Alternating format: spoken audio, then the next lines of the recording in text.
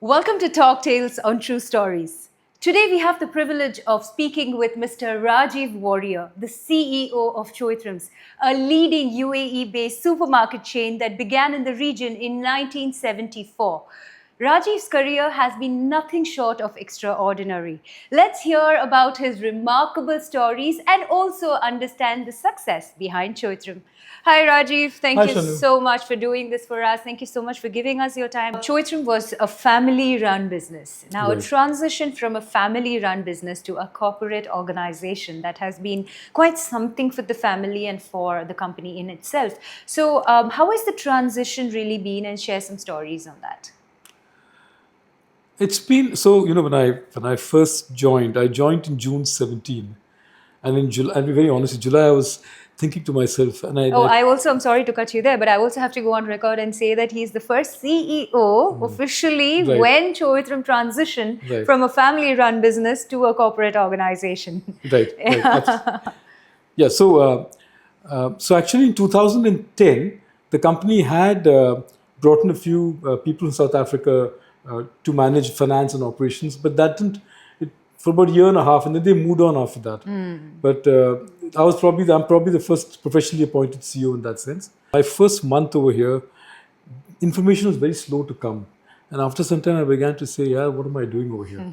And I spoke to my boss and I said, Leku, I've joined over here. I thought we could do a lot of things, but I'm still not getting information. Does it make sense? And I was telling my wife, she was at home in Bombay and she was going to come 1 year later. I said, just hold on, kind of thing. But I think Leku was wise in the sense that the chairman knew it takes time.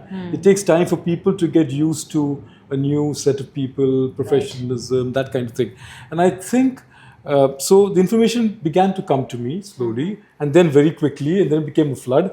And I think within 1 year, I had really settled down very well over here. And I can say that the chairman and as well as the shareholders have been extremely supportive and have really allowed our team to work pretty independently and stuff like that. So largely we get a lot of space to work and to do what we want. I think that's the key word, right? From what I've understood so far, that you have a lot of space to be and grow and That's right. visualize Absolutely. your thoughts.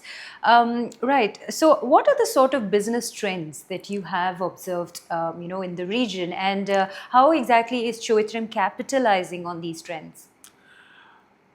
There have been many. When I came here in 2017, it was still a more premium market. Dubai, in particular, and UAE was a premium market, but it has been shifting. And I think the shift began even earlier, maybe 2014-15, from a premium market to a value market. And today it's become a more value market than it was a premium market earlier. Right. Right, so that has changed the way people spend money. So people shift from one brand to a cheaper brand to a less expensive brand. They still want to buy what they buy, but they would rather spend less money buying it. Right. So those kind of things. And so you see a lot more promotions and offers. You see a lot more competition. So there weren't that many brands in 2017, but now you have a store in We every have a corner. flood Right? You have a flood of stores, a flood of brands. There's so many options, both offline and online. And that's the big difference. Online has also been a big change, which really grew after the pandemic. And today, you see that the business gets split between online and offline, and consumers are buying both online and offline. And so suppliers do not lose out because suppliers still get the benefit of their products being bought online or offline. But if you're not online as a store, you lose out. So I think it's good, and the founders showed a vision of actually going online in 2016 before anybody else did. And that was actually good because that allowed us to keep some market share and to keep being important and relevant to the customer. When you compare these two markets or these two sides of the business, for example, there's online business and there's offline business. For offline business, the biggest value is your actually real estate, right? Which is also very important to keep and maintain and ensure that the supermarkets are in prime locations. Right. That's on one side. And in terms of offline, of course, there are the benefits and pros and cons on each side. When you compare these two businesses, which side do you think is leaning towards higher profitability? I think it's very difficult to look at these businesses in isolation. We used to try and look at the P&L in isolation. You look at the profit and loss statement of the brick and mortar store, and you look at the profit and loss statement of online. But it doesn't really make sense because they are kind of complementary and they work with each other. It's a symbiotic relationship. Right. So the importance of location is It's just that location, location, location. That's the most important thing Yeah. in retail. And having location, having the right location, being visible, consumers have to see you. Even if they're shopping online, it's good for them to know that Choithrams is around here, there, everywhere. Yeah. So that kind of gives them a sense that the retailer is around, the retailer is not going smaller. So having a physical presence is important. Online is important because it's obviously a lot more convenient for consumers to shop online often, or when they're in a hurry and they want to pick up something. I think both online and offline have their pluses and minuses. Offline has a lot more spend in terms of people, real estate, rentals, a better market, all that stuff. But online has the delivery, has a quicker delivery, so you need to deliver in 1 hour, 2 hours, half an hour. And Okay. that involves a lot of cost. There's a Right. transportation cost, there's a picking cost, and all those costs also have to be taken into account. So it's not that one is better than the other, but the consumer buys differently offline and online in a supermarket. Right. So in a supermarket, consumers come to supermarkets physically to shop for their daily needs. So they do milk, biscuits, soft Curds drinks, and curds, etc., etc. yeah. Small things. But when they shop online, they do planned purchases. They buy meat, they buy fish, they buy vegetables, fruits, they buy Oh, groceries. I So always they- thought it was the other way no, around. no, so in supermarkets, in hypermarkets, like let's say a Carrefour, for example, or Lulu, consumers go By the bulk. every fortnight and buy a bucket full of stuff. But when they go to supermarkets, they go every day, every 2 days and pick up a few things. But when they shop online, they can still shop for many things, and they plan and say, okay, I'm going to buy meat, I'm going to buy fish. They buy a whole list of things. Yeah. So then, actually, the online, it becomes extremely important that the consumer develops a trust in you, that the picker is going to give you good stuff. Right. He's not going to give you bad vegetables, bad fruits, or bad meat. So it's a hand-in-hand sort of Yeah, that's right, situation. that's Now, right. running a supermarket of this scale will surely generate a lot of waste. Now, this has been a question which was in my head for a very long time, because, of course, we know that fresh produce is sold, and what was sold, what is not sold is turned into marinated food and That's placed right. in the bakeries. What is not sold from there, what happens next? Is there a lot of dumping of food, or is it actually repurposed or used? So I think the amount of food that we waste has gone down significantly in the last few years. Of course, food is potentially has a large listing for waste. But what we have done is we tied up with companies. So what happens is, when the food is close to expiry, we inform the companies, and we either deliver to them or they have it picked up, and they can Okay. be used and they can be given to needy people. Okay. So we do a lot of that, and we've cut down our wastage by a significant, I don't know the exact numbers in my head, but many tons. So yeah, many tons of food waste have been saved because of this. So basically, it's given out to the needy. It's given out to the needy. That's really a breath of relief for me. Right. So coming back into the economy in the UAE. So of course there has been a lot of economic challenges that has been that UAE has been facing as a market. Right. How has that really impacted Choithram, and how has Choithram sort of come out of these economic challenges? So one of the challenges, of course, was offline to online. There was a real estate challenge as well. So there was a real estate challenge. So let's say until 2021, real estate was down. And that actually gave us an opportunity in the those 18, 19, Perfect, 20 to yes. get markets at lower costs. Yes. So we were able to get markets at lower costs, negotiated rentals, which have worked out well for us. Later, after 21, the real estate prices went up, but then we are looking now for smaller markets. So what has also happened is Dubai has become a very crowded space. Yeah. So you don't get so many large market opportunities now. You won't like a 20,000, 30,000 square feet or the hypermarkets, for example, 50, 100,000 square feet. But you do get opportunities for 3,000, 5,000, 7,000 square feet. And those are good opportunities. And we see a good opportunity in actually going after these smaller stores because the ROI is higher. The pricing strategy is different. The customer is different. Everything's different. So. Right. So, with regards to the e-commerce market, in your opinion, what are some future trends that you probably observe? So the e-commerce market has been growing, so it continues to grow. So what I see over here, more than let's say in Bahrain or Oman, is that the market continues to grow even after the pandemic. And people are so we saw this change even when before the pandemic, we had a very small number of consumers who were shopping online. And they were buying high basket values. They were coming once in a week and they were buying big basket values. After the pandemic, the frequency of shopping increased. So I was shopping, let's say earlier once a week. Now I'm coming 3 times a week and shopping online.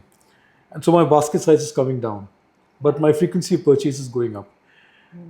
Then after that, online stopped being planned purchase anymore. Today, online is no longer planned purchase necessarily. It can also be, oh, Very I need this, impulsive I need buying, that, and I yeah. just pick up something, right? And also, So like when you're on the way to work and you suddenly realize you keep adding stuff into your cart and you go back home and you buy it all. This is something that's that right. I do. It's so convenient. That's right.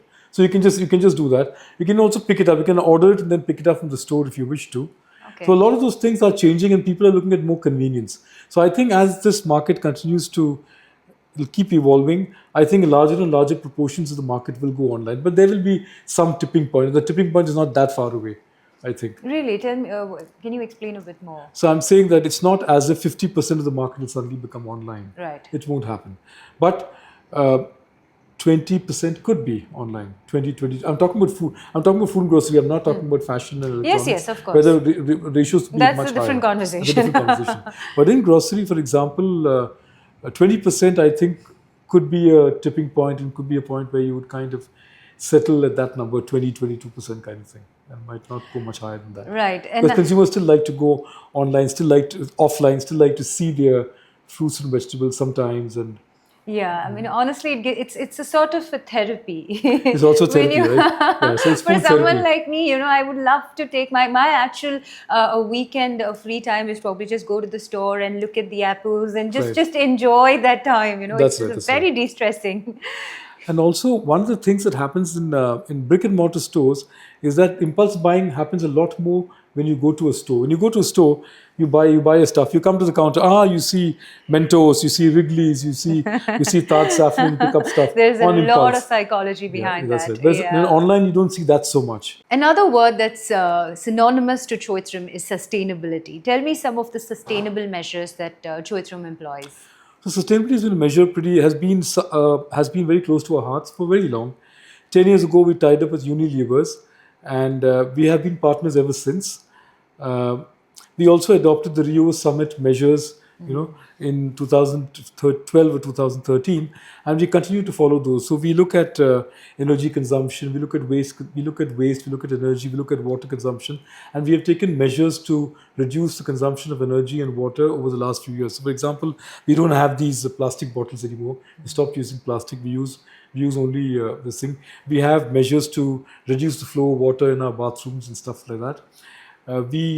We set up solar panels in our main warehouses in Alcuz 2 years ago, and that has brought about a huge reduction of power consumption, because that centers our entire warehouse requirements within the UAE in Alcuz largely, and that is completely now driven by solar energy. So that actually saves us a lot in terms of Yeah, the bills costs every also. month, yeah. But I think it gives us a lot of comfort that we are actually contributing to the environment in some way, and yeah. So there are, and we have a sustainability ambassador. So we look at sustainability quite seriously. We do, That's actually and we really- tied up with Unilever, we tied up with PNG, we tied up with different companies to do different things around different times. basically the thought that you would like to have a sustainable way forward is beautiful. Now, talking about way forward, tell me, what does the growth trajectory look like for you for the next 5 years?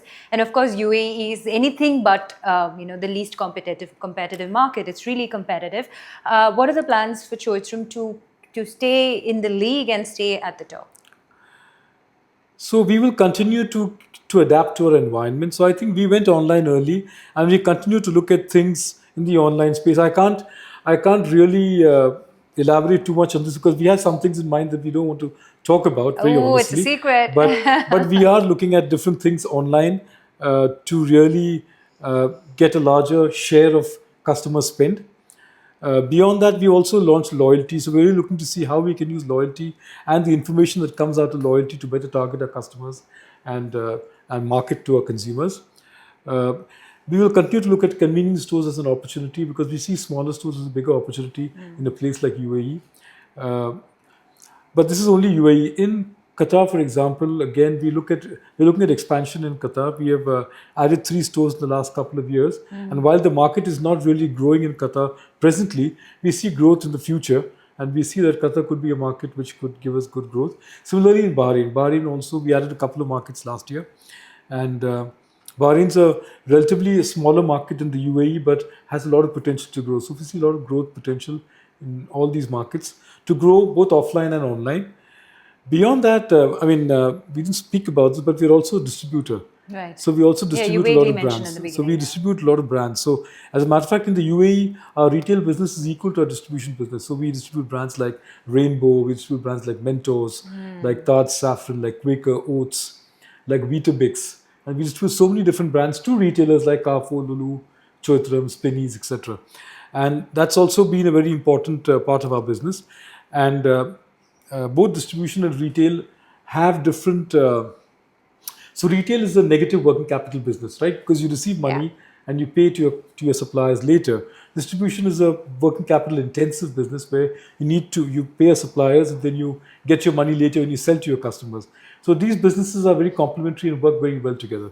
And we also get an opportunity to experiment with new brands in our retail stores before we distribute them elsewhere. So perfect. That's been quite the conversation. Honestly, I think from a family-run business to a corporate organization with a lovely CEO, with a great visionary leading Choithrams to much greater heights, also keeping sustainability at the helm and very close to the brand name. Mr. Rajiv, thank you so much for giving us your time. It has been Thank an you, Shanu. absolute pleasure, a very insightful conversation, and we really wish you all the very best. Well, this is it. Thank you for joining us on True Stories. Stay tuned to True Stories and Talk Tales for more such exciting and insightful conversation.